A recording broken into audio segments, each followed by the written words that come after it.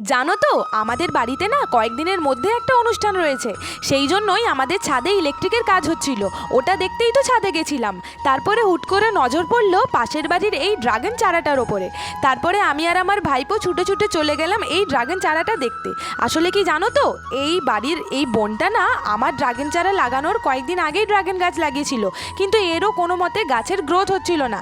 তখন আমাকে একদিন বলেছিল যে ও নাকি চারাটাই উল্টোভাবে লাগিয়েছে, মানে মাথার দিকটা গোড়ার দিকে দিয়েছে আর গোড়ার দিকটা ওপরে রেখে দিয়েছে। তারপরে ওটাকে আবার বদলে ঠিকঠাক করে লাগাতেই নাকি 3-4 দিনের মধ্যে ওর চারা বেরোতে শুরু করে দিয়েছে। এই দেখো কত সুন্দর এটা বেরিয়েছে, আমি তো দেখেই অবাক হয়ে গেছি। তারপর আমি আর আমার ভাইপো মিলে ছুটে ছুটে চলে গেছি আমার ড্রাগন গাছটা দেখতে। কিন্তু দেখে তো মনটা খুব খারাপ হলো। দেখো এখনো পর্যন্ত কোনো কিছুই বেরোয়নি। আমার ভাইপো বলছিল এই পাশের এই যে শুকনো ডালগুলোই নাকি ওটা, কিন্তু ওটা তো নয়। বলো কি করে কি হবে, তোমরা জানলে প্লিজ বলো তো।